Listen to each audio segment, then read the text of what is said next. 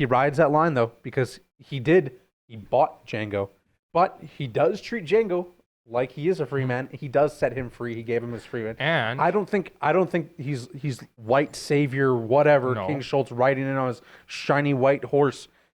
but he is for the time.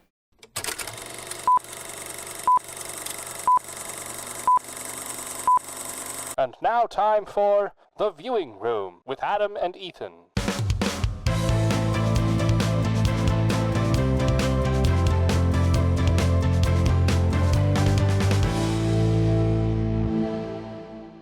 Swear on your mother's life. I swear on my mother's life, I'm not going to play anything. Okay.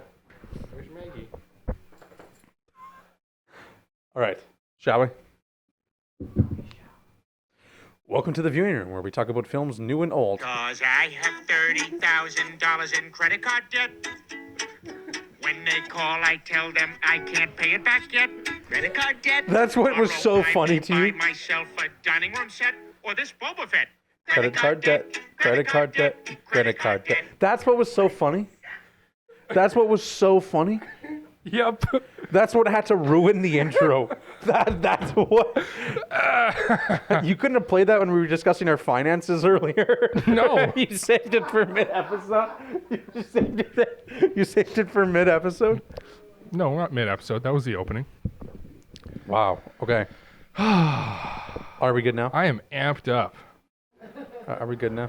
It's a lot different from the ET episode. Yeah. Yeah. Maggie is doing laps for us too. Yeah. Maybe Now she's not. Okay. get this going. Okay. First of all, you're no longer allowed energy drinks. That's the initial thing. Next, I literally don't think it's the energy drink. I will do an actual intro. Okay. Oh, Okay. we did the intro. That was an intro. No. that Just keep wasn't an going. intro. I'm not doing it again. I'm not doing it again. Go. Keep going. Okay. Well, today we're going to be talking about. I can't start the episode without doing. Welcome to the viewing room, where we talk about films new and old, local and global. Today we're going to be talking about Django Unchained. Good. There we go. Got it. Okay. Django Unchained, directed by Quentin Tarantino. I just realized something. I didn't write in my notes. Can I say something just before Sure. anything? You can say When- anything you want. Well, that's a yeah. dangerous game for this movie. Yeah. For anytime a character says white, they go white. Have you Because noticed it's that? Texas. Yeah. I'm a white man. But I couldn't stop laughing. Whenever someone went white. it just makes me laugh so hard. Okay, we're talking about Django Unchained. It was released December 25th, 2012. Mm-hmm. Okay, this is the same day that an Antonov AN-72 aircraft, military plane, crashed near Kazakhstan? Kazakhstan. There you go. Yep. 27 people died. Everyone on I board think died. I remember hearing about that Crashed. crash. Yeah. I remember reading about that one. Yeah, I remember being 7, and I opened the newspaper, and I was like, Well, reading about it later in life, you know. yeah. It was shocking. I'm not joking about the incident. I'm just joking yes. about the fact that I was 7 Yes. when that happened. Don't worry. Yeah. So that happened that day. Also, a mafia dude died. I forget his name because I didn't write it down. A Chicago mafia hitman dude. He died that day as well. With like at least 11 confirmed kills. Yeah, and he wrote a book. Most of the mafia people that I know are historical mafia. I don't really know any current mafia. 2012 is pretty historic. That was 12 years Dude, ago. we can't do this. That was 12 years ago. What do you mean we can't do this? So I've had my 2 minutes of laughing, and now you have to lose it for 2 I'm minutes. just losing my mind, dude. See, that's me. Okay. It's not the energy drinks. Something in the air. Yeah, it probably is. It's a gas leak Yeah, somewhere. exactly. Well, that's one of the first signs of carbon monoxide poisoning is euphoria. Yeah. Yeah. Cool. There you go. But if Maggie Gary, goes, we should put a carbon monoxide monitor in here. I don't know why. I don't think there's anything in here that would... maybe the heater. probably been enough cigarette smoke in here to kill a small child. What is it with you and cigarettes and children? In the ET episode, we had to cut out a whole joke about that. Yeah, that's a little. I don't know. What is there something you need to tell us? Like, Yeah. are you on a registry anywhere? No. Yeah. No, I'm not on a registry because they haven't caught me yet. And that's how I ended up getting investigated after this episode. It was this weird thing. I don't know why they wanted to. No. Django Unchained, budget of $100 million, making it Tarantino's most expensive film. Yep. And it grossed $426 million at the box office, making it Tarantino's highest grossing film. So was that the last Tarantino film to be made? Is that true? I'm trying to I think. can't think of any more recent. Glorious Bastards, that was like what, 09? Yep. Pulp Fiction was way earlier. Obviously Kill Bill, what, 90s movie? Yeah. When was the last I'll look that up. That I think you might be right. 12 years without a Tarantino movie. That is. Oh, Once Upon a Time in Hollywood. What? That doesn't really count. 2019? I don't even hear about that one. You've never seen that movie? No, I haven't even heard of it. The Hateful Eight, 2015. Oh man, no, I'm out to lunch, dude. The Hateful Eight I'm was not that after lunch. Django? Yeah, apparently. I thought it was before Django. Right? Okay. Once Upon a Time in Hollywood, I was just forgetting about that one. Obviously, that one, yeah, 2019 makes sense because that had Brad Pitt in it and Leo. But like, yeah, I had no idea that The Hateful Eight came out after this movie. Okay, so no, it hasn't. That's a lie. The last one was Once Upon a Time in Hollywood, so Yeah, but 2019, so 6 years that ago. doesn't count because I've never heard of it before. Okay, well, that's not how that works Yes, at all. it is. Because I said so. directed by Quentin Tarantino. I've only Cast. said that like 10 times now. Yeah, it's a Tarantino film. I want to hammer that in the audience. You watch it and it's a Tarantino film. It's hammered in enough True. when you watch it. Cast. Jamie Foxx, Christopher Waltz, Leo DiCaprio, Samuel L. Jackson. Yeah. Those are the That's headliners. That's exactly in the order I wrote that too. Good job. Obviously, Christoph Waltz won an actor for What an his- actor. won He won an actor. We're Oscar. not living in this movie's time. Dude, that's so messed up. That's so messed up. That's not even funny. Well, how come we're all laughing? That's crazy. He won. An Oscar for his acting. This is what you meant Okay. to say. Synopsis. You want me to just do a synopsis? Let's get a synopsis going. All right, let's read a synopsis. 2 years before the Civil War, Django, Jamie Foxx, a slave, finds himself accompanying an unorthodox German bounty hunter named Dr. King Schultz, played by Christopher Waltz, who we said won an Oscar for this role. He deserved it. My favorite character in this movie. Accompanies him on a mission to capture the vicious Brittlebutt brothers. Their mission successful, Schultz frees Django, and together they hunt the South's most wanted criminals. Their travels take them to the infamous plantation of Shady Calvin Candy, played by Leonardo DiCaprio, where Django's lost wife, Kerry Washington, is still a slave. Her name's Brumhilda. Brumhilda. Yeah, Brumhilda's a nice name. It's a good Okay. German name, yeah. So, yeah, that's what happens. So, I don't know if you want to jump right into the plot or you want to talk about it a bit first and then go into it. How are you feeling today? I think we should just do a quick plot. Quick plot. Okay. Quick plot. Quick plot. Okay. So, because I want to talk a bit about Christoph Waltz's character because I Yes. think he's one of the best characters in this movie, but I also think he's not necessarily like a great guy, but he is like a good guy. You know what I mean?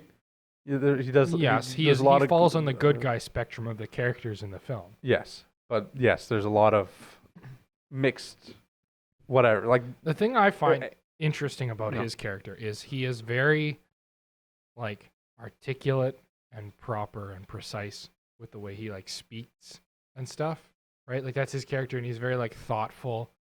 But then he's like a total, like, what's the word? it's almost like a diva or like a showman when it comes In a to way, like killing. yeah. Yeah. Like, but then, yeah, like he almost takes that, yeah, like a showman in his killing. Like that's a good way of putting it, where he doesn't just get the job done. He kind of takes pleasure in getting the job done in creative ways. I also take pleasure in getting the job done in Okay. creative ways. All right. That was actually my nickname in high school. You didn't have a nickname in high school. No, I had no friends, dude. The only nickname was like the mom nicknames that I had. Like the ones that my uncle had been using since I was 3. Okay. That What was is- so sad. Can we cut that out too, man? I was trying to be funny, and everyone's like, "Yeah, I can see that actually." I was like, "Guys, no, that was supposed to be a joke." I was like, "Please." I think you need to work I on your had comedy. Yeah, that's true. Well, I've never really been a great person.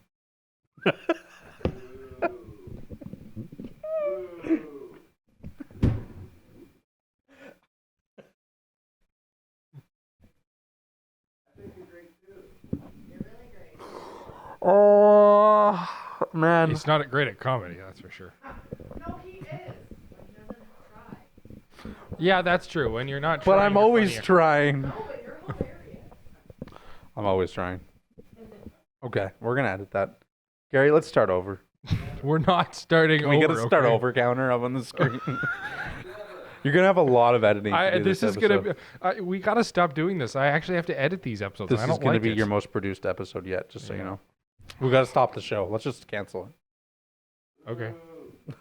We'll do it tomorrow when I've had a chance to actually watch it.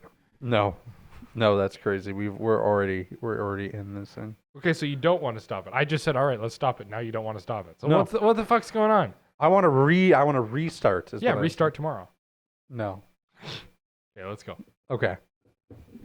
So we meet Django. Okay, played by Jamie Foxx. He's walking around. He's doing his thing. He's in slavery right now. He's He's being not- transported. He's being transported. Yeah, yes. they're in a line. And he's with the Speck brothers right now. Okay, those are who owns them. They bought them from a plantation, and now he's alongside these other slaves. And there's a lot of slavery in this movie and stuff due to the time. Obviously, that's very jarring for a lot of people. We'll talk about how maybe that was on some of the actors later.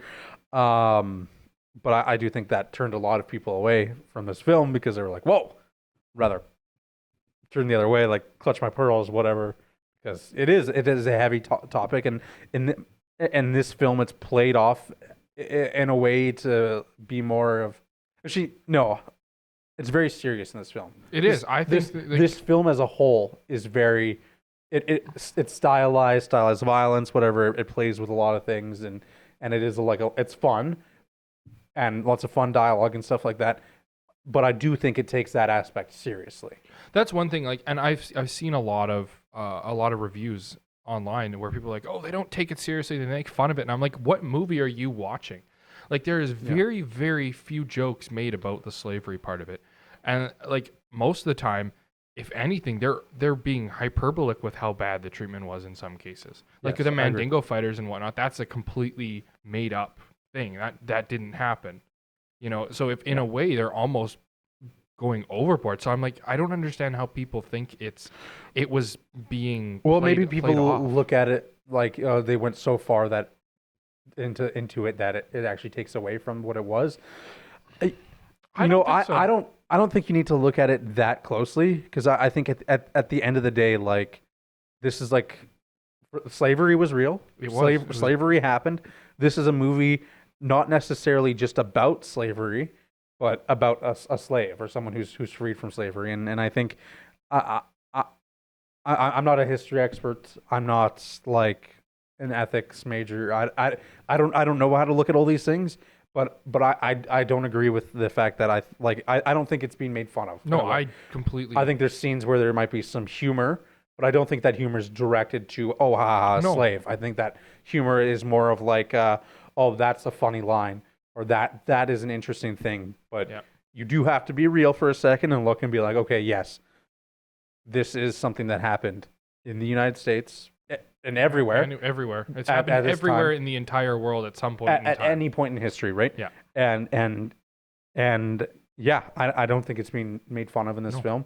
I think there's aspects in this film that can be funny, but I do think this is an aspect of the film that It's is grounded. surprising. It is actually surprising how much comedy there is for how serious of a topic it is. Yes. Like especially like we were just talking about with like Dr. Schultz's character. He's surprisingly comedic for this movie. Yes. Like, and he has that flair for comedy, even Dramatics even. yeah, too. and Yeah. not even like there's comedy where it's intentional for the viewer, right? And then there's comedy within the world, where like for example, let's take, an Avengers movie. A lot of the time there's comedy in that world, right? Sure. Like it's dialogue between two people in the scene and it's funny. And then there's, I don't know, maybe like more like an SNL skit or something where, somebody gets hit by a car and like it's funny, but in the scene it's not funny, right? And I think that he even within the scenes has comedy, which is an interesting thing when you are dealing with such a serious topic and you're trying to make it seem like really bad or portray it in that realistic way, but you're still having that comedic aspect, and he does do both, which is interesting.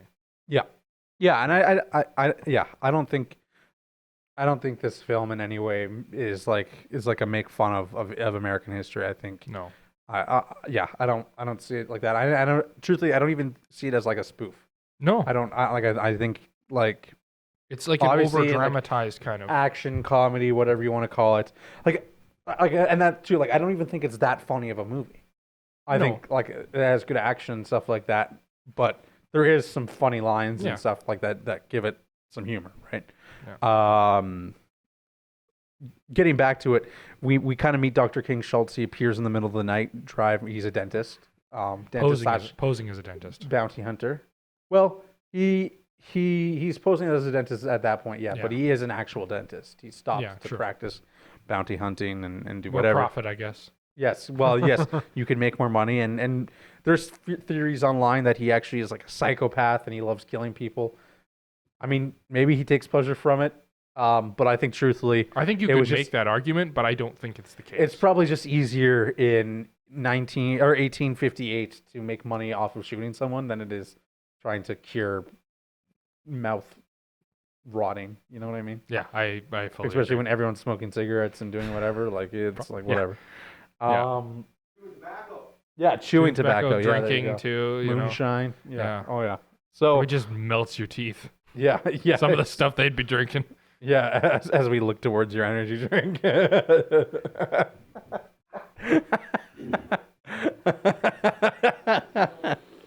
uh, so I have to say though, these Alani's pretty good.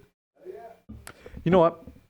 I don't drink energy drinks, I don't ever. This is like the first energy drink I had in years. and I drank half of like the red cherry Alani. Mm-hmm. It's not sponsored, by the way. And But we'd it like was, to be. It was freaking delicious. Yeah, they're really quite good. No sugar. Are they no sugar? No sugar, but all the others. Yeah. So I'm not a health expert. I mean, there's a big Environment Canada thing saying don't drink or be careful how much you drink. But they're good. They're very good. I got to give it to them. As They're long as you very don't good. drink in excess, Yeah, unless they say it says big things. Don't drink more than 2 a day. Or no, don't drink more than 1 a day. Mhm. And I watched Gary pour 2 in a cup. I remember one time my dad and his old boss, they drank so many Monsters. They had like a whole pallet of Monster, and they drank like they were drinking, like a half a dozen Monsters a day for like weeks. What? Gary was there. That's insane. Yep. Okay. So we meet Dr. King Schultz. He initiates a transaction with the Speck brothers, who are obviously apprehensive. Figure in the night wants to communicate with one of their slaves. Obviously, not a lot of people want to Interact with slaves. Exactly. Like in that direct manner. Right. Because again, it's the time of the film, right? We don't need to go over. Mhm. People understand, Yeah. right? A slave is a slave, and at the time, of course, there was almost no empathy, and slavery wasn't looked at in the lens it was today, where it's because it was considered to be normal. This is at that point in time, and that's these weren't people. And I'm just speaking metaphorically because that's what the outlook was. Yeah. Okay, so I'm stepping very carefully here. Well, you have because to. You have I'm to. trying just to be realistic and honest and not offensive. And I think if people are offended, then maybe that's a good thing, because slavery is obviously wrong. And if you're offended that what that you like the way. No, don't be offended. I don't know. I don't know. I don't know how you should feel. Don't feel anything, man. Like feel something. I don't know. I think like a lot of the time movies are trying to be social justice warriors and whatnot, right? And I think that, as we always say, it's not the point, in my opinion. I don't think that should be the point. I think the point of a movie is entertainment. And if you can make a social point while still having entertainment be the driving factor, then you have succeeded. That's good. And in this movie, I think that they do a great job of making an entertaining movie. Yes, without yes being, making fun of it. But they you also don't need to retell someone that slavery is bad. Everyone knows slavery is bad. Right. That's why I'm trying just to get it out there. Like, obviously slavery is bad. We might talk about it in this film in more not a positive light at all, but we might talk more about it without talking about all the hardships, because we're talking about an action film. Yeah. Where that features some of these elements. Yes. But again, this movie isn't saying it's good. No, this movie isn't saying it's bad, because you don't need to be told that slavery is bad because you are not a Muppet. It's using that thing that we already know is bad to help drive the story. It's prior knowledge that helps drive the story. So when I say I'm stepping on eggshells, it's because I don't want to offend anyone. Yeah. But I don't think anyone should be offended when I say that slavery is a no-no. Yeah. But on the off chance someone is, because we said something that they didn't agree with, we're sorry. Follow us on Patreon. Send us a message on Patreon. I'm sorry, that was a dick thing to say, but yeah, but really, I mean, if you're offended by what we've said, then I think you need to have a reality check, because we've been trying to be as respectful as possible. So. Yeah, and no, I think we did a good job there. I think, truthfully, not to pat myself on the back, but like at the end of the day, slavery is bad. But we're going to be talking about it in a film that uses it in a light that I think a lot of films don't use it in. Yeah. And like I said, I'm not gonna re-say that whole thing. But if you're offended, I don't know why you would be offended, because it's fine. You lived. If you don't like it, don't watch it. You didn't live through slavery. It's not your fault. But it happened. It's part of our history. It's part of ours, yours, whatever. It happened. You can't deny it. It's not a good thing, but it did happen, so we're going to be talking about it. And that's about the extent of what we're going to say about it. Yep. We're just acknowledging the fact that it's there, but it's not the focus of the movie. Yeah. But it is there. All right, let's move on. Okay. Was that good? Was that good PR training? Was that good? About 5 minutes of too much apologizing. 5 minutes of too much apologize. No, see, I did the classic like politics move where I like would say something, but then I'd find a way to say it the opposite way. That's all politics is. When they give those 30-minute speeches, unless you're Trump, if you give a 30-minit speech, it's saying the same thing 15 different ways so that everybody can understand it. Yeah, I did a great job. Unless you're Trump, then you come out, Abu Bakr al-Baghdadi is dead. A lot of people, they say, wow, slavery, not a good thing. And I agree, first of all, it's not a great thing. Maybe Crooked Hillary, she doesn't think so. But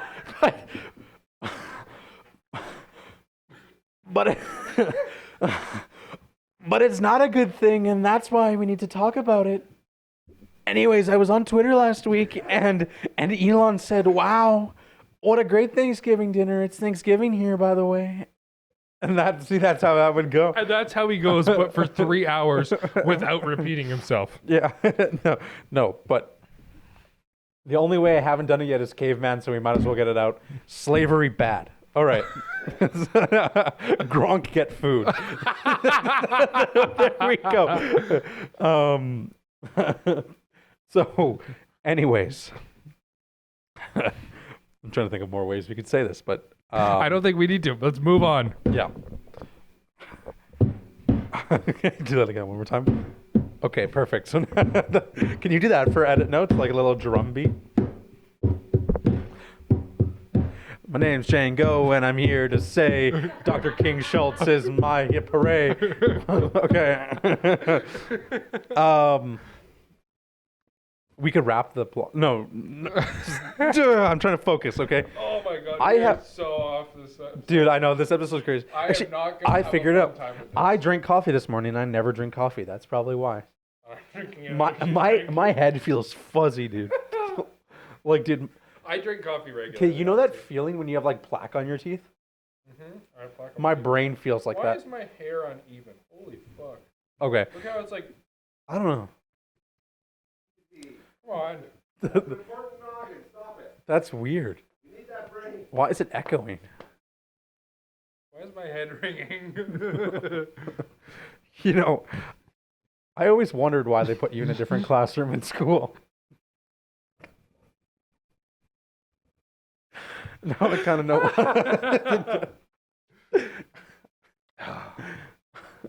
That's a joke. Oh boy. That's a joke. I know it is. Sorry. Okay. We're not even done the opening scene yet, just so you know. And there's about 30 more to go, so this is gonna be a long episode. No, it's not. We're gonna speedrun this shit. Okay, so Dr. King Schultz, he talks to the Speck brothers. He wants to have a word with Django. They're confused. Why would you want to have a word with a slave? He goes and has a word with a slave. He talks to Django. The Speck brothers don't want him to talk to Django like he is not a slave, if that makes sense. But Dr. King Schultz initiates a discussion with Django. Obviously, he wants to find the Brittle brothers. The Brittle brothers. Yeah. Because they have a bounty on their head. There's the three of them. And they were at the plantation that Django was at before. And so King Schultz can use him in this way where if he has Django to point him out, he can get the bounty. In exchange, he'll give Django his freedom. So, again, gray line on if he's a good guy or not. Obviously, he's better than other people because, first of all, he treats... It's a thin line. He treats Django perfectly, in the like, end, he's a good guy, in my yeah, opinion. I think so too. I think he's a good guy. Yes. So he starts off, okay, if you do this for me, I'll give you your freedom. Yes. So but in the end, he's using him. He's using him. He's not freeing him. He's still technically his slave. No, he's not. Like He makes him a free man right away. after they kill the Brittle brothers. Right. So that's he's right. That's so, true. So for that period of time, he's still technically his slave. He doesn't treat him like a slave. True. In the shop, That's he's right. like, yeah, you can pick your own clothes and stuff like that because he's doing this for me.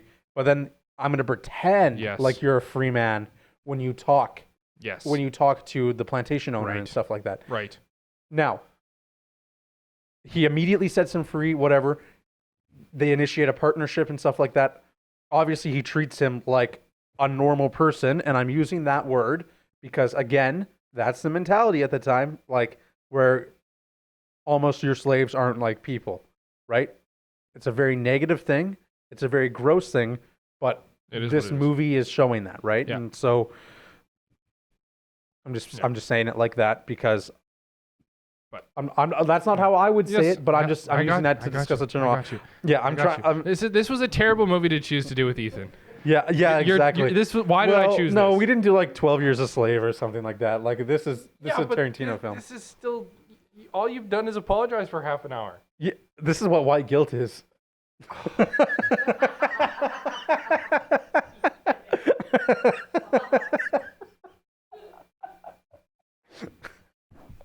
Does that need to be cut out? I don't know. I'm pretty sure this whole episode is just going to be a clips of us laughing because I don't think we've really talked about anything yet. Okay, well, I'm just talking about this. Okay, so obviously King Schultz riding the line there. Obviously, he kills people for a living. He Yeah, does but that's it legal- He that's does legal it. at the He does it time. legally, lawfully, right? That was a part of society at the time because they No, didn't have no, the for police sure. force, so For sure. they had to go out and just get anybody could kill these dickheads. Yeah, exactly. So he rides that line though because he bought Django, but he does treat Django like he is a free man. He does set him free. He gave him his freedom. And I don't think he's white savior whatever. No. King Schultz riding in on his shiny white horse. But he is for the time. Because I mean, like, there's been a lot of like psychology experiments or not experiments, but studies and research and whatnot, where basically the idea is like, take, the Holocaust, for example. There's a lot of again, like studies, articles, whatever you want to call them, where they've figured like, okay, so like nowadays we're like, oh, Holocaust bad, I would have stood up to the Nazis and everything. It's like, would you have? If you were living in that time, would you have actually done that? And they figure that a lot of people won't. A lot of people wouldn't. And so I feel like what he's doing in the lens of the time frame is like quite progressive, I guess you'd say. And 100%. further to that, in the end, what does he do to help Django get his wife? He does that all for free. He ends up dying for like his wife, and like he did that all for free. So to me, in the end, he is the good guy.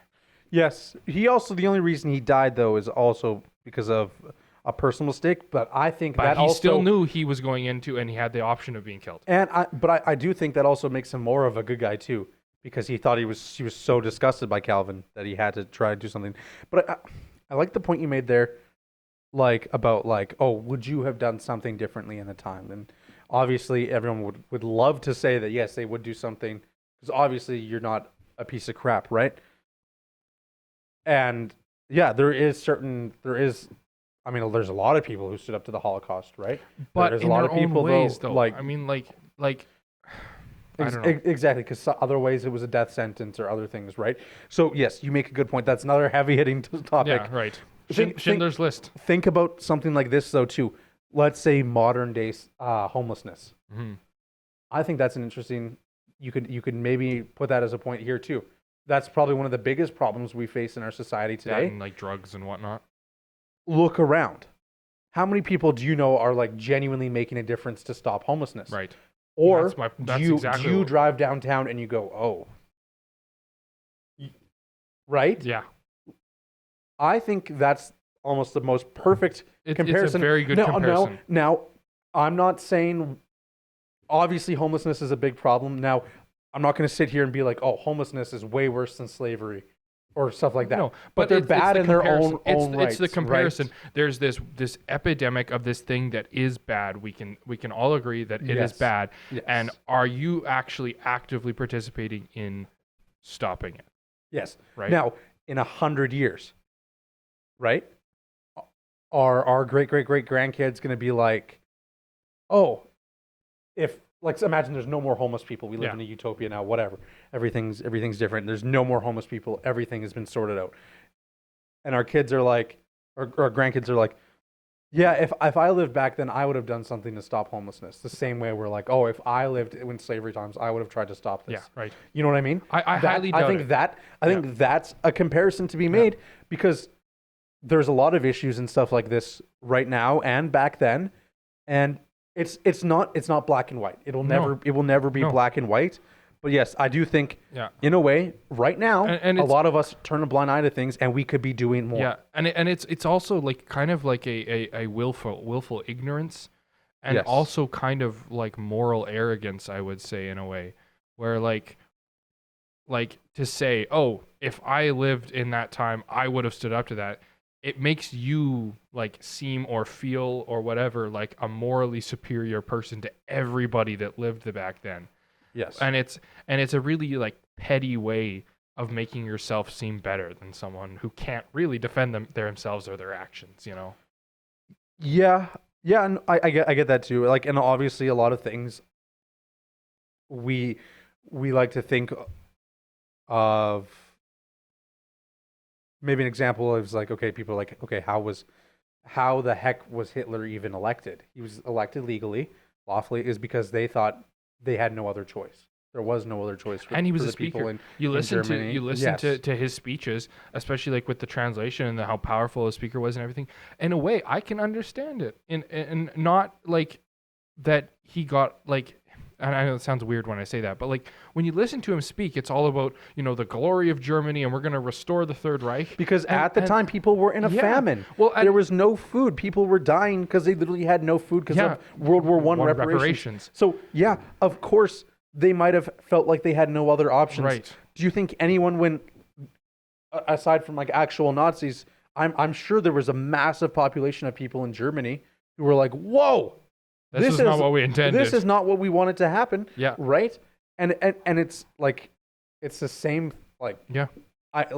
that's a good comparison, right? But like, again, some people are backed into a corner and can't do stuff like that. Now, it's not black and white, right? It's never Obviously, black and there's white. people back then who absolutely, there's people now who back then would have absolutely given everything they had to that cause, and there's people now who give everything they have to the cause they want to fight for, right? Yes, there absolutely. are You people. cannot you cannot deny that.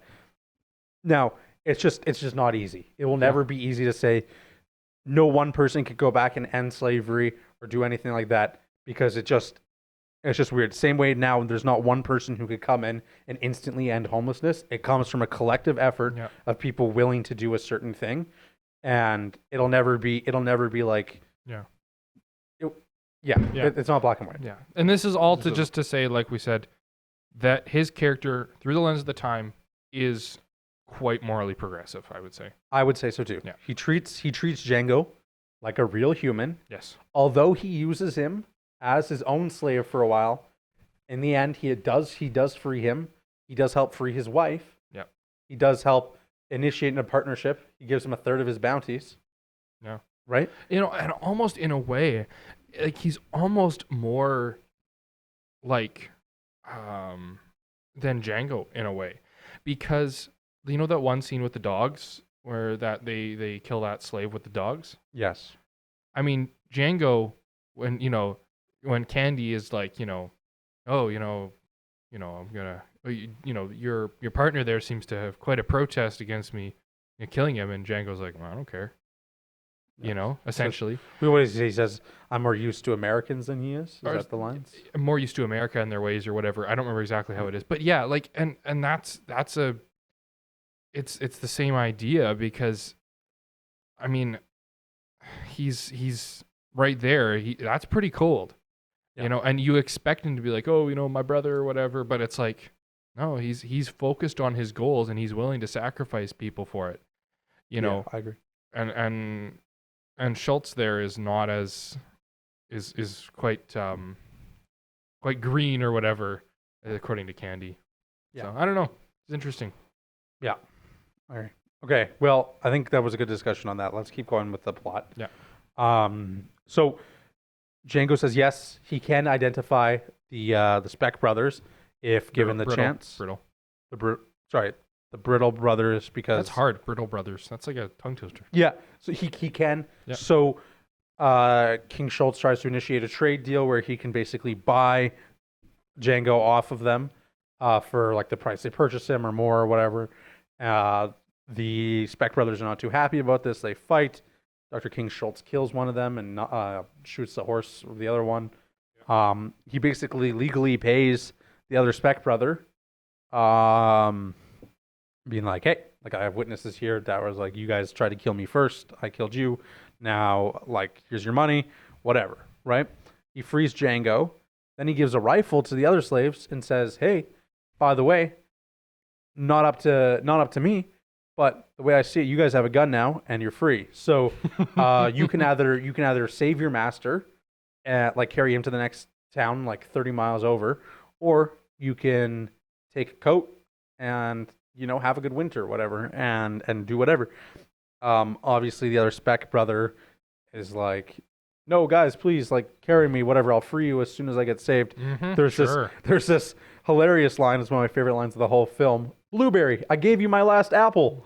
That one of my favorite lines in the whole film. I think it's hilarious. We used to quote it when we were in film school. It's funny enough, right? Yeah. And then that's one of the things too. Very serious scene where we had a whole discussion about slavery and stuff like that, but not making fun of slavery.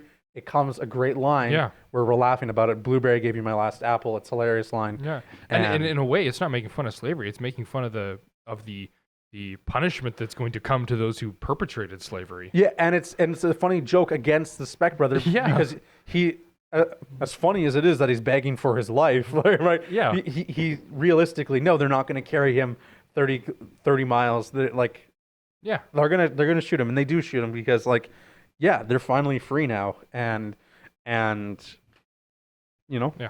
this is their captor, right? So Dr. King Schultz and Django go on a quest essentially to go find the Brittle brothers. Yep. From a plantation. There's some shenanigans in between. We can skip through some stuff. There's a great scene. I'll talk about that later because there's a really cool shot. But they find a sheriff who they basically shoot Yep. in a town because I like this scene because they start a ruckus and the sheriff comes to like take them out of town because they essentially want free drinks, right? Yeah. And so they drink and whatnot, and they get suited up for their next adventure to go find the Speck brothers. The sheriff comes out and he's like, "Okay, hey, get in my town." But King Schultz shoots him dead in the street, basically because he has a warrant out for his arrest, Dead or alive. and he's a bounty hunter. And so, I love the way it keeps repeating like that. You know, King Schultz, he pulls out the warrant. I have a warrant for this, and you know, he has this whole speech, and he does a variation on it every time. in my It's right just- pocket, you will find a handbill signed by Circuit Judge. Yes, yes. Yeah. No, the marshal comes. Obviously, the whole town's aiming guns at Dr. King and Django.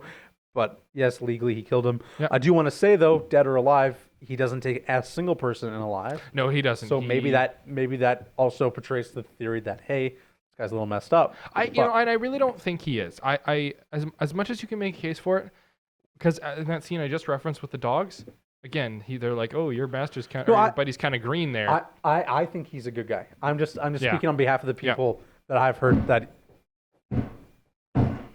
I was terrifying. That Sorry, Maggie. that people argue that he's not as good as he seems. I'm sorry. I didn't mean to scare you. I just don't like bugs. Well, I don't. It's not that I don't like them. I just don't like them alive. Yeah. Oh. Here. Oh yeah. Protein. You can have that, Maggie. Yeah. So the Speck brothers, Django and King Schultz, they go on their way to find the Brittle brothers. There's a lot. There's a lot Bless you. There's a lot of brother combos in these bounties, but basically they go on a quest to go kill the Brittle brothers. Yep. They do that. They look for plantations and stuff. They arrive at a plantation, and essentially Django has his own horse and stuff, and he's being addressed as King Schultz valet. Obviously, there's a lot of slaves and stuff and working in this plantation. We're like, whoa, we've never seen this before. And obviously, the plantation owner is not too happy that he sees someone like this riding a horse because, again, it wouldn't That's happen. a great scene. King Schultz says, hey, this is the free man. This is my valet. You don't speak to him like that. He will do what he pleases. And essentially, he does. He basically pikes the interest of the plantation owner, offering him money for potentially, what does he offer him? He wants something. He wants one of the girls, one of the slave girls. Oh yeah. So he's like, give it what, $3,000? Is that what he offers? I don't remember what Something like that? the money amount is, 4,000? but he wants one of the slave girls. Yeah, so that's the act he's portraying, Yeah. anyways. And so he goes in. He's a very showman Yeah. kind of person. Like we said, that's Yeah. a good word. He's crafty with that stuff. And so Django goes to look for the Brittle brothers. Well, no, because he's like, give my associate a tour around the premises or the property, and then Yeah. Django finds them, shoots two of them. King shows up, shoots a third one. Yeah, they kill all three of the Brittle brothers and go get the money. Obviously, they have to explain again that they're actually, they have a warrant for this, and they're going to kill them, do whatever. So now Django is a free man. King Schultz has freed him, but Django also Django Freeman. Django realizes too that his wife is at somewhere, right? At Candyland, I guess, essentially one of the plantations, and so he needs to free her. I guess this is kind of a bit later, but whatever. So King Schultz is like, okay, you're a free man now, but the way I see it, you need to make some money, and winter's about to come. So why don't we partner up? We can Yep. shake on it. you can join me on my bounty hunting quest. I'll give you like a third of the bounties, whatever. And so they do a little training montage. Django learns how to use a gun and do whatever, and basically finds bounties and stuff, and they initiate a partnership. Now, essentially, they do this thing where they show this huge montage. Okay, this is one of my biggest complaints with this film. All right, okay? I'm ready for it. They do this whole montage. They show the winter going, Django getting better with his guns, killing his first bounty, whatever. A little bit of companionship between Christoph Waltz and Jamie Foxx, where they talk, whatever. They talk about their wives and life and stories and whatever. Then they do this thing where they have this big title card, and the title cards are great. Like the way they look is great. But I don't like this. You can see snow melting anyways, right? And how they go through the whole winter. And then the big paragraph comes up on the screen and goes, yeah, after a long winter of bounties, whatever, and prosperous winter, Django and King Schultz now make their way to Mississippi to cash in and do whatever, and on the road, like, they tell a story or whatever. It just doesn't work for me. Like, show the big, then they do a big title card that says Mississippi. Show Mississippi. It's a Western thing. That reminds me of a Western. You watch things like Ballad of Buster Scruggs, and they show the stories and the paragraphs, and they have written. But they do that in Glorious Bastards. Yes, but I think it comes from Westerns. Because you see that a lot in Westerns, more of that like storybook aspect. And I didn't mind it. I didn't think it was bad. I think it takes me out. That's fair. That's totally fair. To me, it continues the storybook aspect. That's the word I keep feeling like it describes it, is that it is like these stories translate well to the written medium. And one best screenplay. Yeah, and so it has like a storybook vibe. Like, you remember reading like old Western stories? Yes. Like I read a lot of those, and I feel like when I watch these movies, it But why fits. does it only do it once a third of the way through the film? That's a reasonable. Okay, like, not much of a story.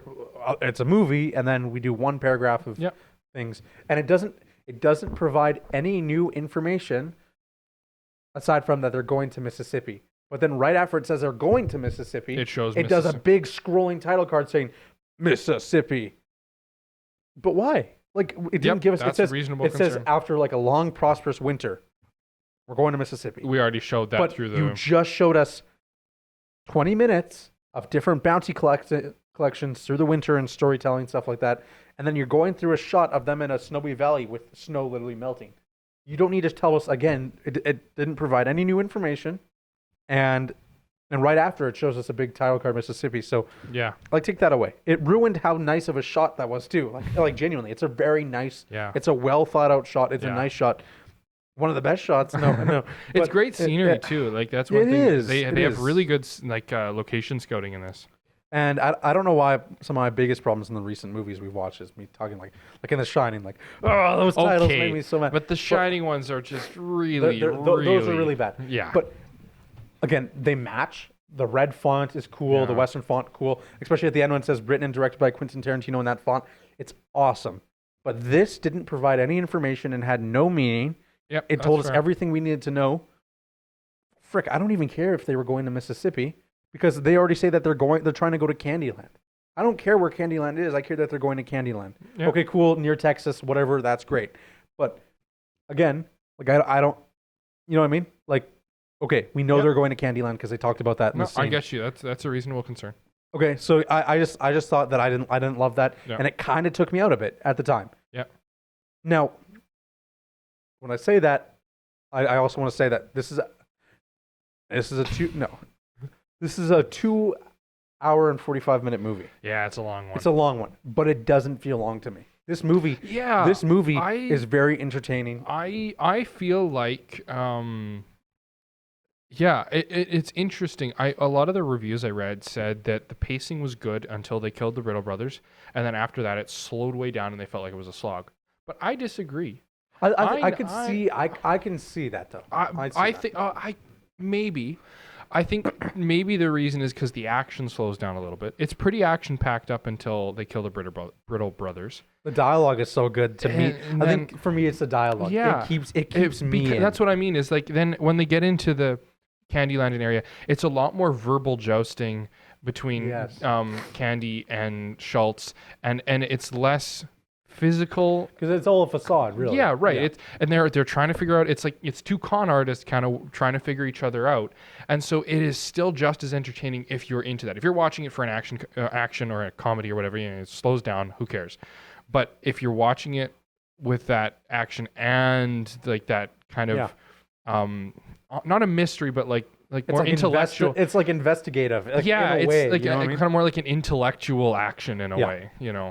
Yeah, and so I think if you're not as into that kind of stuff, then it's easy to be like, oh, it's slowed down. And I agree, it did slow down, but I was still into it. You know, I was too. Yeah, I'd never really thought of there being pacing issues with this until I read some of those reviews, and I'm like, I don't really know what you're talking about. Yeah. Essentially, we can kind of skip forward a bit. Yeah. King Schultz and Django. Django wants to find his wife, so King Schultz agrees to help him kind of find it. So they go to Candyland, one of the biggest. To find his wife. Yeah. Yes. Sorry. And sorry, did I make like a big mistake? No? Okay. So canceled. Like I was just trying to. You can get canceled for saying anything. Yeah, that's true. I can get canceled for saying, "Oh, I'm going to get canceled." True. And they're going to be like, and you will. We don't cancel anybody just randomly. Cancel this man. Every time. This man is insane. Take him away. Every time we do an episode, I feel like you're 20 years older than you. What? I don't know. I always just feel like you're getting older. You're aging faster than Get off my lawn, you hooligans. Yeah, exactly. Like you're gonna unironically say shindig. Like back in my day, we didn't have none of them McDonald's. All we had was Sir John A. McDonald. So we ate his fingers instead of them chicken fingers. Well, it was a nice run. 17 episodes will do or whatever.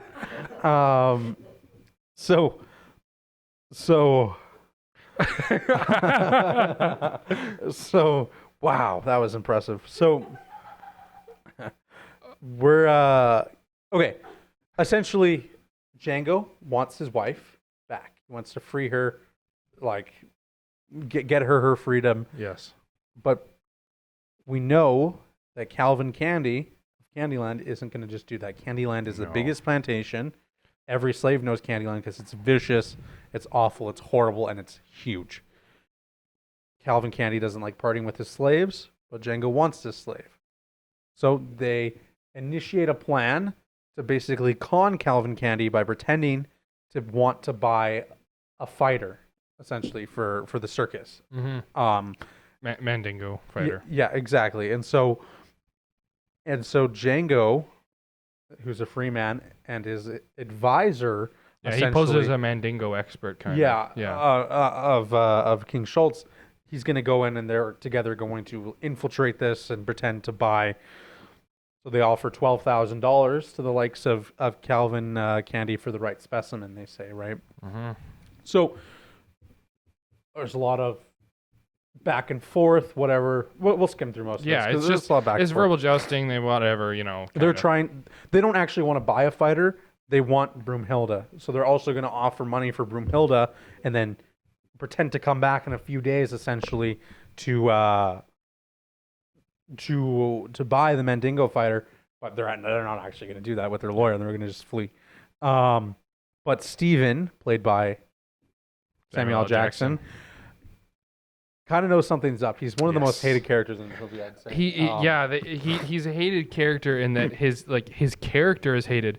But I have to say, He's phenomenal love in this. Samuel Jackson's performance.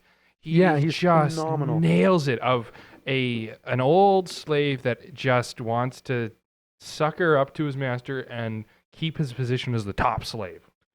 Yeah, but I wouldn't even know I don't think it's like that at all, though. I kind of disagree. He's very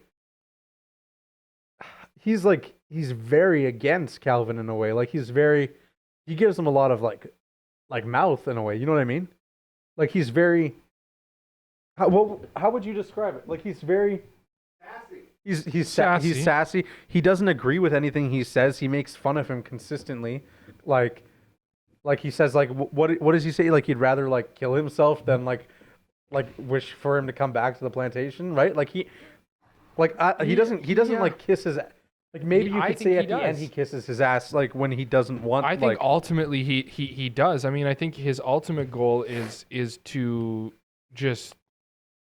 to maintain that top spot, and he's going to do whatever he wants to do. He says straight up to put Django in a guest room, and he says, "What? Then we're gonna have to burn all the beds and sheets and pillows." Yeah, Straight after, he says, "Okay, man." yeah. So it's both. It is both. he's sassy, but at the same time, he still thinks he's better than everyone. Than all Okay, the other slaves. I would agree with that. And, Yeah. And I don't know. It's a weird. It's like he's playing a white guy in a slave's body. It's weird.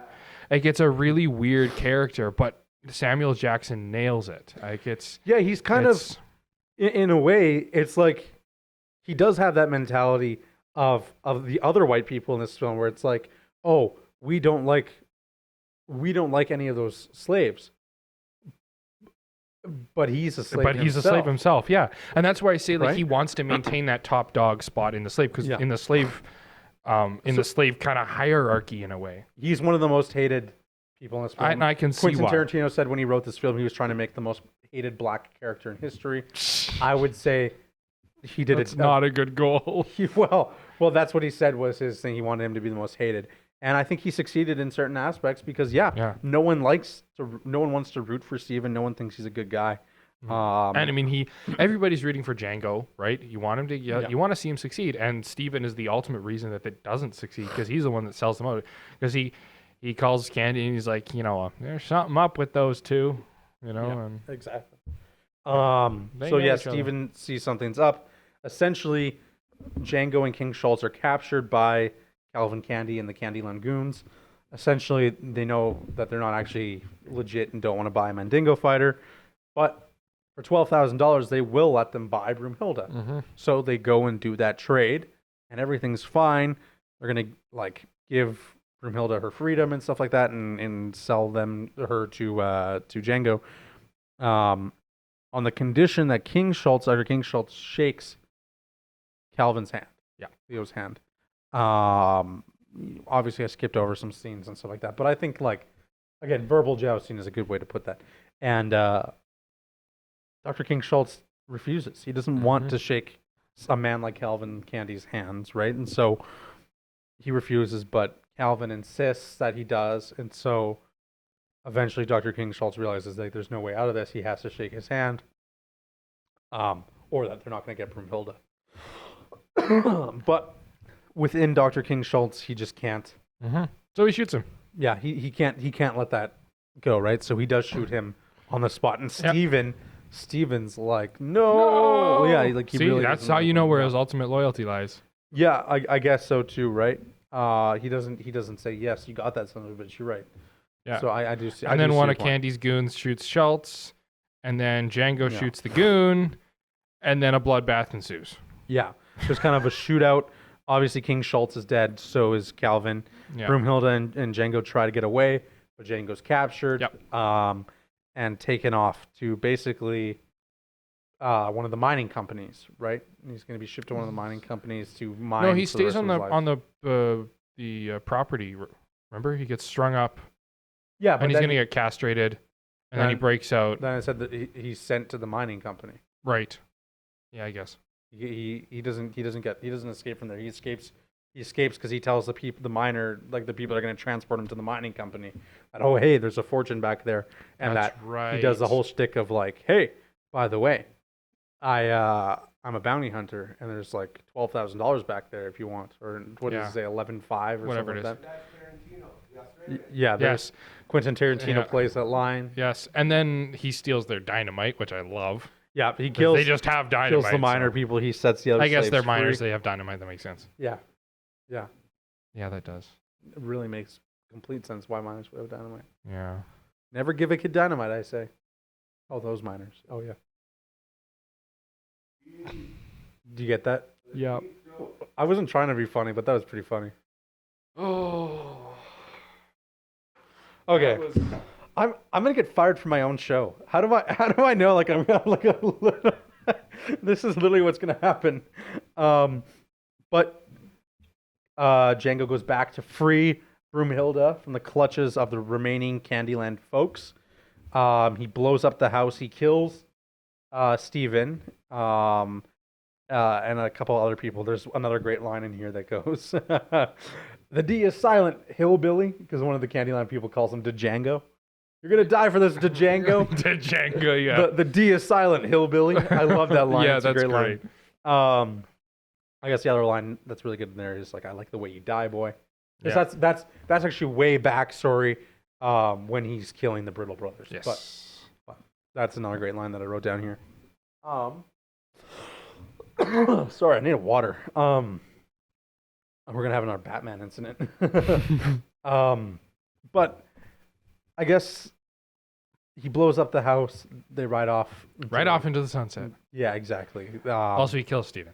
Steven's dead. That was a very satisfying death. He blows up Yes. the house, shoots his kneecaps, and blows up the house with him inside. Ah, you motherfucker. Yeah. And that's That's it. the movie. Yeah, that's the Classic movie. hero ride off in the sunset, literally with the explosions behind you. That's yeah.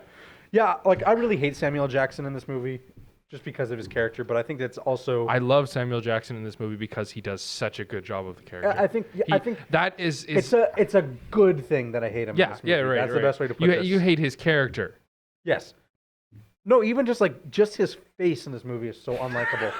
Like the fact that you can watch this movie and then Pulp Fiction and go from hating Samuel Jackson with every core of your body to loving him just speaks to how great of an actor Oh, he is. he's phenomenal. He's That's one phenomenal. thing. Like they had a great cast for this, and Oh, everybody nailed like it. what six Oscar nominees Yeah. and 4 Oscar winners. And I or mean, some like shit? Jamie Foxx crazy. plays Django so well. Like Yeah. the brooding. He's like the one that isn't really very comedic. Like, and he manages to maintain that through the whole thing. Yeah, He he's just like the costume he wears is so ridiculous. It's so goofy. yeah. He rocks But it he in a rocks way, though. it, yeah. And it's not serious to him. Like the audience is laughing at him, but he's still like, I just got realistically too. It's a wholesome moment. He for the first time in his life got to choose what he wants to wear. Yeah. And he chose the dumbest thing he could possibly wear. Right. But it's But still it- wholesome, and he yeah. still got to choose what he wanted to wear, Yeah. right? So it's a win-win for everyone. Yeah. Like it's goofy as hell. Yeah. But like, Yeah. it is still very Yes. epic because you're seeing a man who Yeah. finally, for the first time in his life, had a choice. Yeah. It wasn't the greatest choice, but it was Yeah. a choice, Yeah. and it was a choice he got to make, and Yeah. and it's because he was able to identify those Yeah. men, which kind of led him those choices, right? And Yeah. I again, I don't think that's some innate ability or superpower. I think you would remember the people who wronged you like that. In a Oh, way, right? That absolutely. their images would be burned into your brain in a way that almost saves Django's life, but in a way that almost ruined it and ended it, right? And Yeah. and did ruin it, and yeah. So that's just a point I wanted to make. But I don't know. I think Samuel Jackson, despite being I just want to say, Django was saying he's the most serious. The funniest part of his entire character was his lack of like language.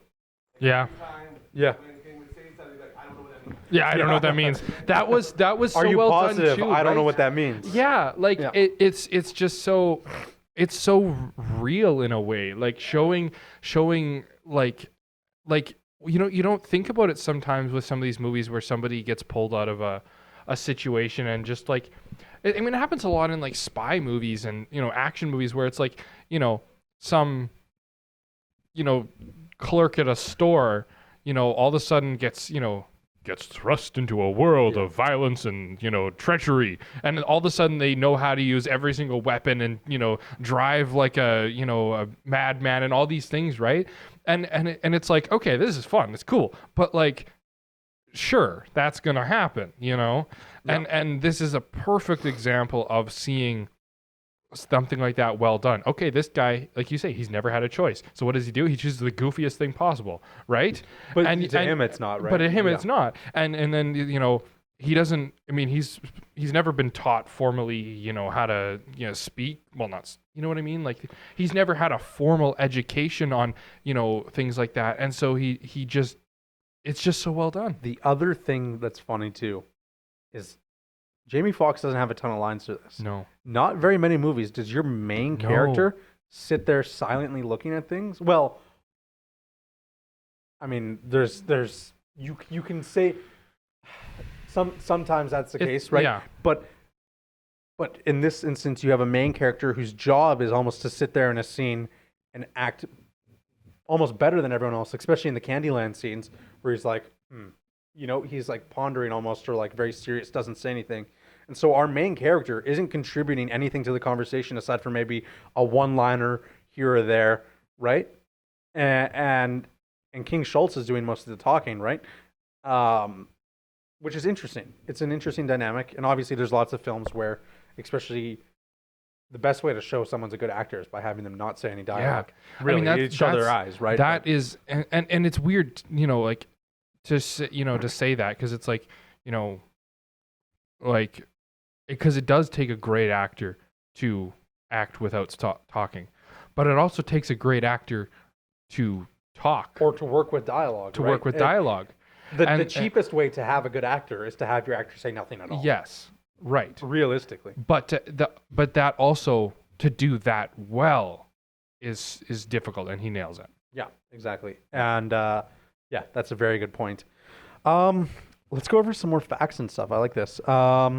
Okay, so there's a scene where they're doing the verbal jousting at the dinner table. Leo slams his hand down on the table, cuts his hand. Yeah, that's everyone knows that's that. like the breaking toe in Lord of the Rings fact. Everybody knows that one. That's so funny because I wrote that here on my page, and the first thing I thought to myself is, "This is just the Lord of the Rings fact." Everyone knows that fact about this everybody knows movie. that one. Obviously, he does wipe his blood on Broomhilda's face, saying he'll kill her. That was fake blood That was at that point. afterwards. That was after the fact, which means they obviously shot that in sequence, or they planned something like that to happen. Whatever. I'm not going to get into conspiracy theories. Whatever. The 1966 Django actor had a cameo in this movie in one of the bar scenes. He was there. Cool. Also, the Django song at the start of the film is from the 1966 I Django love the movie. Django theme. Obviously, they're not like a direct sequel or remake or anything like that. It was just Yeah, same character. brought in. Jamie Foxx rode his own horse for this movie. Oh, cool. His own very horse that he was gifted 4 years before the film, named Cheetah. He rode the horse throughout the entire movie. That Cool. was the horse he rode into Candyland with. That was the horse he rode out of Candyland with. That was his own horse. Cool. Pretty cool, right? Yeah. I didn't write this down in there, but I know Christopher Waltz fell off the horse. He was very mad. He fell off one of the horses, so they actually gifted him a saddle on set, a custom-made saddle with a seatbelt, because he kept falling off his horse, and he was very upset. See, because Jamie Foxx was a trained horse rider, Right. but Christoph Waltz wasn't. That's one thing. A lot of actors, like you think about it, like a lot of actors end up riding horses in movies. Or and they like, have a stunt double and or, something. yeah. But there's a lot of horse shots in this movies where they're just trotting and Mhm. talking, which, yeah, like it's crazy to think that was real. Yeah. Would have Yeah. smelled horrible on set, man.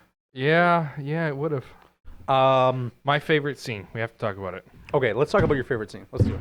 The KKK. Oh, Jesus. I love this scene. That was not a It great is way to start that sentence. That was not. You need to start. I don't know if there was a comma or like a hyphen that needed to be in there. There was something. Yeah, that wasn't the way to approach that. Anybody who has seen this movie Oh, knows boy. the scene I'm talking about. Yes. And anybody who hasn't seen this movie, it's a scene where a bunch of KKK, clan members Yep. are going to burn down, or no, they're going to go kill Django. Basically, they want to kill Django and King Schultz because they killed the Brittle brothers Right. who belonged to that one plantation, Right. and they want to kill them Yes. because why was there a black guy essentially enacting the law on our legal workers? Yes. Although they had wanted on them stuff, so all the townspeople are like, okay, Yes. we got to kill this Yes.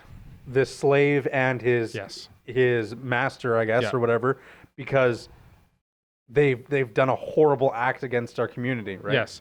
But King Schultz and Django knew it was coming, and so they booby-trapped their cart. Whoa. But before this, they're all putting on their hoods, the iconic KKK hoods. and they had the eye holes, and I don't remember the exact So- dialogue, but that is just when they're like, oh, the hole's too big, I can't, or too small, I can't see jack shit of this, and like, all right, my wife spent hours working on those, and it's like, we appreciate, you know, how much effort. It's not that we don't appreciate what Jenny did. I sound like Forrest Gump. Maybe Forrest Gump was in this. It's just we would have liked the eye holes to be a bit bigger, is all. I can't see jack shit out of this. Yeah. You know, interesting enough. Actually, I think there's a reason I didn't write this down because I was trying to get my facts straight. I couldn't. Those are actually masks that were used by the KKK after the Civil War. This movie takes place 2 years before the Civil War. Yeah. So historical inaccuracies Well- there. Obviously, they were using guns from like 1911, but they were using. Yeah. But This movie is 58. not a shining example of historical accuracy. exactly right. And that's another thing. That brings up another good point. I know a lot of people, again, as I'm reading reviews, people are like, oh, historical accuracy is not great. And I'm like, okay, but this movie isn't trying to be historically accurate. They're trying to take historical elements and, Right. and create a good story. I really don't think that this is a movie where it is central to the plot that it is that historically accurate. And you know what? Who cares? At the end of the day, if you're going to go see a history documentary and stuff Yeah. like that, and you really care about that stuff, perfect. Because you want to be honest, you want Yeah. the real truth, because it's Yeah. journalism in a Well, sense, and right? also, I firmly believe that you should be historically accurate where you can. Right. It's attention to detail. Yeah. But that being said, the fact that Django uses a gun that came out 20 years later, Yeah. who cares? Who At cares? the end of the day, it's a period piece. It takes place in that time and setting. But like, that's not the central No, plot it's of the not story. the central plot of the story. No one cares. Like, truthfully, we just want a good story. Mm-hmm. We want a bit of that spectacle, that action, and that drama. And I think it does a good job at being Yeah. in that time and place. If someone on Reddit didn't tell me that gun was made in 1978 or 1878, then I wouldn't have known. Yeah, Who right. cares, right? It's not like I was looking at all those things Right. and being like, well, Now- according to calculations, that Ruger wasn't supposed to be there. Yeah, right. Well, and I mean, it's things like, I don't know. you know, if they've been using a machine gun, right? Okay, then I The can Maxim see, gun didn't come out Yeah. until 1909 or what? Right. But like, or even things like, but then there is great little ones. Like, I mean, you know, like, you know, it's a kind of a classic with, you know, Titanic. Well, James Cameron used the wrong night sky, and Mike Tyson. Mike Tyson, yeah. Yeah. Mike Tyson actually came in and Yes. said, that's not the right guy. and then Neil deGrasse Tyson, his brother, Neil deGrasse was Tyson. like, whoa, that isn't the right sky, and went and fixed it. That's exactly how that one went. That's exactly how that one went. That's a perfect YouTube short. Yes, but That's a I bet Mike perfect Tyson was seeing stars. Yeah. Aw. Unfortunately, that was a sad. I don't think he was seeing anything. That was a sad night. Yeah. Anyway, we don't want to end it on a bad note. Yeah, we're not ending. Okay, on well, but yes, I think in a documentary, that stuff matters because I look at a documentary the same way I would like, maybe not in the exact same sense, but similar to what a news article would be, in my opinion, Mm-hmm. because you're expecting some investigative journalism or something like that to tell the story and the honest story. Well, and right? the whole point of a documentary is to learn. It is Yes. to teach you something, whatever that thing is. Whereas a movie, the point is to entertain, and if you learn something along the way, great. And so, yeah, the people that get mad about that, I can understand where you're coming from in a way. You want it to be accurate. Yeah, and I'm guilty of this a lot of the time. When I watch movies that involve, you know, aircraft or something, and they do something, I'm like, oh my Like god, Batman. like this is okay. That's a bad example. I'm talking about like, you know, movies where there's actually a plane involved or shows or whatever. But like things like that where it's like, oh, just little more attention to detail. You know, things like I watched a movie a couple years ago, maybe a year ago. It had Gerard Butler and I don't remember the other guy in it. Plane, I think it was called. And like they were pilots or whatever. And as they're taking off, Sully. no, it wasn't Sully. What's Sully the one with actually Tom wasn't Hanks? That's Sully. That's Sully, yeah. But no, this one they're taking off and as they're lining up on the runway, they're like, oh, this site never gets old. And then But the problem is, first of all, no pilot's ever said that. 2, they were lining up on a taxiway. If you look at the lighting on the in the shot, it was the lighting for a taxiway. All they had to do was change the color from blue to white. That's the only change they had to make, and it would have been realistic. So it's little things like that where it's like little attention to detail and historical accuracies, which I think that this film could have done better with some of those things, but at the same time, it doesn't matter. It doesn't need It to. really doesn't matter because really they're not doesn't need to. huge. And so that's where I'm like, I'm guilty of it because I see things like that. But for your average viewer, unless you're a subject matter expert, No. it doesn't matter. It did exactly what it needed to do. It was accurate enough that I could be like, oh, that looks like it's from the 1800s. There's no cars. Everyone's got the wagons and the stagecoaches, whatever. It did everything it needed Yeah. to do. It doesn't need to go that deep because guess what? It's not that deep. No, you know it's what? really- At the end of the really day, what are you doing after you turn off this movie? You're going to bed. You're going to talk about it. You're going to enjoy it. You're going to rewatch it. Whatever. Like I don't think it's a make or break thing that you need to No. spend more than 5 minutes discussing that. Oh, hey, Yeah. guess what? I hate Django Unchained because Yeah. that gun wasn't supposed to be there during that time. Like, dude, shut up. Go watch a different movie that's accurate then. Make your own movie. Yeah. Because honestly, the attention to detail is great. I love that attention to detail, and I think it's important. Don't get me wrong. But at the end of the day, that shouldn't supersede things like dialogue and That's key. and action and other things like that and acting. That should be a thought, but there's other elements in the story that I think are more important and matter more. And the setting is important, but those very specific niche details I think Yes. don't need to be portrayed. Stranger Things does a great job of like showing specific clocks and cars and stuff that were made in the years and stuff like that and toys. Awesome, great. They do it like fantastic show to do that stuff with. But then again, there are- like that stuff wouldn't really matter. But then there to are me. ones like Sully. Like Sully's a perfect example of this, where it is very, very accurate. They filmed it in an actual Airbus simulator that is used to train pilots, and a lot of their procedures and stuff are accurate. But that is important to that movie because that movie is kind of a documentary in a way. It's a dramatized. It's about a real life story. It's about a yes. real life event, and it's dramatized, of course. But a lot of that is more realistic, and that puts the cherry on top. Now, you could still Yes. make a great story about Sully if it wasn't accurate, but that attention to detail puts the cherry on top. You could make the movie Sully with a NASA rocket and have the same kind of concept. You know what I mean? Yes. And make a dramatized story about that kind of stuff, right? That attention to detail makes the story extra special, but you're still creating that timepiece, right? Mhm. And so you get what I'm trying to say? I Is get that you. what Yeah, I'm saying? yeah. Yeah. Like whatever. I think this movie did exactly what it needed to do. And I don't think you should be thinking about it wasn't trying to tell you an accurate representation of history in the first place.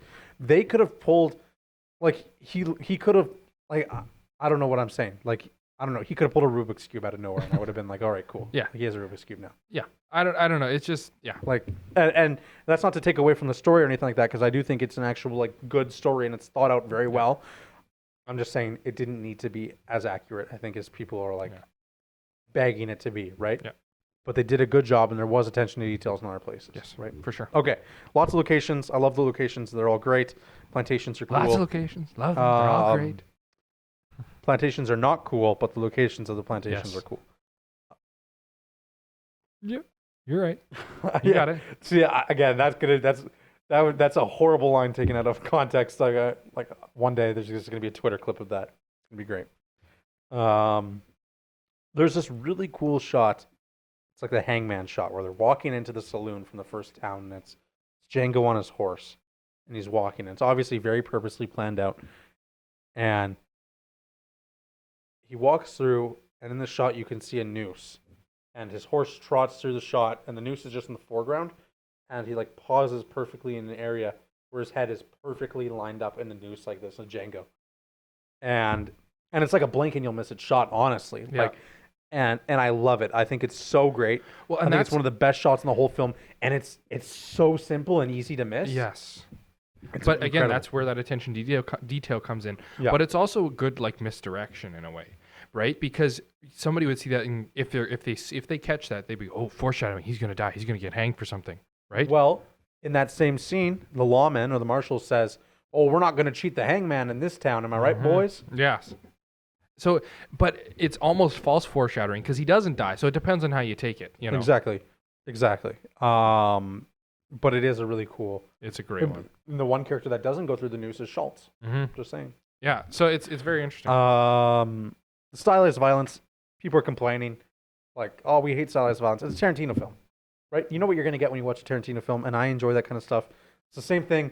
Where like we talked about in our episode of The Shining, how it paves the way for different horror movies and stuff, and how maybe we weren't used to seeing axe murders on screen back in the 80s, but now we're used to it. And there's a lot of people who aren't used to it, but I think again we're more used to that whole kind of thing where we watched a guy get his head blown off, and we're like, "Oh fuck yeah, Jamie Foxx! Like you rock that house." You know what I mean? We're not like we're like, "Oh my goodness, oh like dear Jesus, please don't let us see this," right? You know what I mean? Like it's yes, like I know what you mean. Yeah. it's like one of those things, right? I wrote down in my like and dislike. It's weird. I don't know what I was thinking. Christoph Waltz, I like that. Christoph Waltz is great. His performance is awesome. Yeah. I love him. Inglorious Bastards, holy crap! What a range that guy can play. Have you seen that movie? I haven't. No. Oh, jeez, man, he plays the bad guy. Like Yeah. Christopher Waltz is a great actor. he's I think he's fantastic. almost underrated sometimes. Like he's not one of those like headliner actors where you hear about him all the time or anything. But I don't know. I think he's great. I think he's fantastic. He does a great job in Pulp Fiction too. He's so good, man. Yeah. What other things? This movie holds the record for the most N-words used in a film. I firmly believe that 116. 116, over 36 of which come from Leonardo DiCaprio. Yeah. Well, I mean, there's the great anecdote of Leo was having a hard time saying this because he's actually a nice guy, you know, in real life, and he was having a hard time. Well, kind of. He's having a hard time saying that. The 20-year-olds that date him think that. Well, okay. Okay. I'm joking. I have no idea. I have no idea what his character's like in real. I was just making a joke. I'm sure he's a great guy. Anyway, he was having a hard time, you know, saying that. And Samuel L. Jackson, who, if you've watched anything with him, Yes. They're aware. he doesn't shy away from that. And so he was just like, you know, just say it, you know, just say it. So Yeah. he had to Just coax say him into it. And then I guess once he got into it, he really got into it. So Oh, yeah. that's what they said. He said over 36. Ironically, 30 of those were improvised. Yeah, right. Right. Well, but also when you think about it, that's 36, but how many takes of those scenes did they have? For some reason, he's like, I just like to imagine there's a behind the scenes video. He's like, dude, the camera isn't rolling. What are you doing? He's in the catering Didn't he room. do that? Because he's almost Okay, a little this bit is of a a method slander actor where he no, I'm serious. Wait, no, like because like off camera he really stays in character. I've heard. Oh, So, dude, like- dude, I don't even know. I don't want to think about that. Not for this movie. He's I a wanna terrible. find out. No, he's a terrible person in this movie, and he did have. I did read the same thing. He had a very hard time saying those lines, Yeah. and he had to stop mid scene because it is tough. He's never had to say so many slurs. Quentin Tarantino did say to him though that like, hey, listen, people are gonna think you're a pussy if you don't do this. Yeah. That was like actually a real thing, and so he did. He went and did it, and obviously we're making jokes about the word and stuff like that.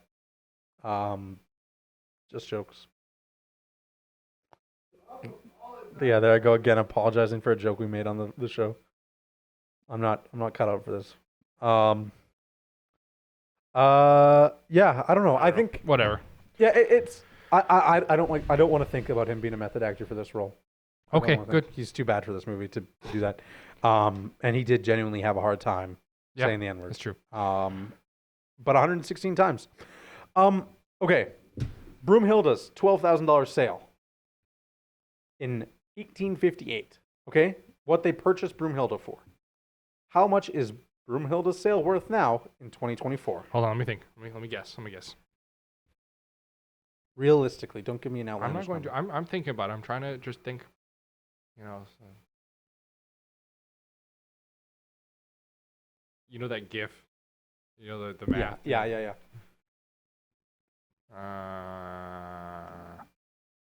12,000 then would be 86,000 now. Okay. Okay. Gary says 120,000. We're talking U.S. dollars. Yeah. 120,000. You say I said 86,000. 86. Okay. Broomhilda's 12,000 U.S. dollar sale in 1858 is now in 2024 $461,947.32 Holy shit balls. now Inflation. in U.S. dollars. Inflation. Or the cheapest house in Canada. Yeah, literally. That's what I was just going to say. That's like the price of a house. Yeah. So that is what. So us talking about $12,000 are now. homelessness was related to this movie because he's going to buy her and then they ain't going to be able to buy a house. Yeah. Well, it was like $16 to buy a house back then. That's So true. that makes her a very, very expensive wife. Yeah. Yeah. Yeah. Girls be shopping.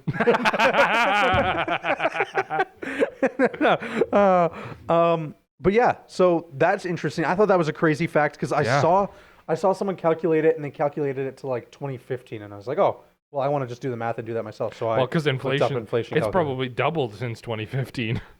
Yeah, maybe. Well, actually, 2021 it was 400 and I think 16,000 or something like that. So it grew like 44,000 at least, I think, since like in the last 3 years, which is crazy. But yeah, that's expensive. Yeah. And that's what they gave her. Now, I want to talk about Christoph Waltz because obviously he's a supporting actor, but he does have more screen time than you would think. He is not a supporting actor. Well, he won the Oscar for supporting actor. Yeah, so but he's give or not a take. supporting actor. This is his longest supporting actor Oscar, and he had the record for like the most screen time for a supporting character. Yeah, but I wouldn't call him. How much screen time do you think he had in 2 hours and 45 minutes? Let me see. Keep in mind, like a movie like The Avengers, some characters might only have 3 minutes of screen time. So 2 hours and 45 minutes would be 165 minutes. So I'm gonna say he had 98. He had an hour and 6 minutes, so 66 minutes. Yeah. And 17 seconds. He held this record. That was like the record for like the longest time a supporting actor's been on screen. This record was broken by Mahershala Ali, the guy who played the dude in Green Book, that movie. I haven't seen it. You've never seen that movie? It's such a good movie. I don't know how to say his name. I'm sorry, Mr. Ali. There we go. That rolled off the tongue. Muhammad Ali. No. It's a great movie though. He was on the screen for 66 minutes as well, but instead of 17 seconds, it was 38 seconds. So interesting enough, he broke the record. He holds the record now for the longest time a side character. I think he also won an Oscar. Longest like side character screen time supporting role by what is that? Like 11 seconds, and he's held the record since. So pretty funny. Yeah. We talked about Tarantino's most expensive film and the highest grossing film. Jamie Foxx rode his own horse. Yeah, I don't know. That's kind of what I have for facts. I think we've covered this movie pretty thoroughly. We've talked a lot about this movie. Yeah. I don't know. Is there anything you really like or dislike? I know we've talked a lot about it. No, I don't. There's nothing anymore that I feel I have to add. Yeah, I don't know. I think this movie is just a really solid movie. Yeah, it's a great. I remember when I first watched it several years ago. I was like, I'd seen clips from it on YouTube and whatnot. I'm like, oh, this looks like a good movie. I'm gonna watch this. And like I watched, I'm like, damn, that's a good movie. Like when you watch I it, think in its it's very entirety, solid. It's kind of long, and you could say some stuff doesn't need to be there. But for me, it's so engaging that it doesn't feel as long as it does. And I kind of sometimes like those longer movies in a way. Like they have their place. I love a 90-minute movie, and I think we could easily do with movies overall being shorter now. Like going back to being 90-minute movies are great. Yes. But sometimes you just like to sit down and watch a 3-hour movie. Like an epic. It's awesome. Yeah. And like when you see, when you watch Lord of the Rings or something, and it's like you have 9 hours of Lord of the Rings. Like but it's just all so well done, right? And so yeah, I think this movie pulls it off. The long screen time, and It was going to be done in 2 parts. There's a lot that was cut. cameos. I wouldn't Jonah d- Hill there's a things. director cut out, or is there a director No, cut? he wants one to be. Oh, I I'd think. love to see a director's But cut. yeah, this was going to be originally 2 parts, and then Tarantino was like, "No, we're not doing that 2-part thing. That's dumb." And then a bunch of stuff made it to the cutting room floor. Obviously, I imagine it was probably a 4-hour movie, and then it was like, "Whoa!" Like, cut it back. Mm-hmm. Yeah, I don't know. I think it's solid. I think it doesn't feel like it's as long as it is. It doesn't feel like it's almost 3 hours. No, it It doesn't. feels like it's almost 2 hours. But Yeah. you know what I mean. I don't know. It's just a decent film, and I think Yeah. the acting in it's phenomenal. Yeah, the acting is what really stands out. The set in my designs and opinion. costumes and stuff, they're all great. Locations, like we talked about. The plantations and stuff, like they're very well done. I don't know. I'm not going to sit here and argue validity of historical accuracy because I'm not a history major. No. But I do appreciate and respect certain details that make it feel like it is like real, like the stagecoaches and stuff. They're all very well done. They do. I think they probably reused a lot of that stuff in the Hateful Eight or something like that because you know what I mean. There's Yeah. a ton of that stuff, and I don't know. I just think it's a solid movie. I think I like Inglourious Bastards a little bit more, but I think this is my second favorite or third favorite Tarantino film. Yeah. Next to Pulp Fiction, Inglourious Bastards. Cool. What do you rate it? 8.8. 3.8. Yeah, I'm kind of looking at an 8.5 for this one. Like, Yeah. I think it's a very solid film. Yep. I think it does a lot of stuff very well. I don't like the title card. I talked about that. I think that's my biggest problem with this whole film. is If the that's your title biggest card. problem, then it's pretty good. And maybe some stuff that just didn't really need to be there, but dialogue wise, it's great. You know what I mean? It's just overall, it's a very solid movie. Yeah. Yeah. Cool. Thanks for watching The Viewing Room. You be kind. You do good things. You follow the Instagram at The Viewing Room _ And our Patreon, and our Patreon. if you want to, Same if you name. can. You do that. I love you.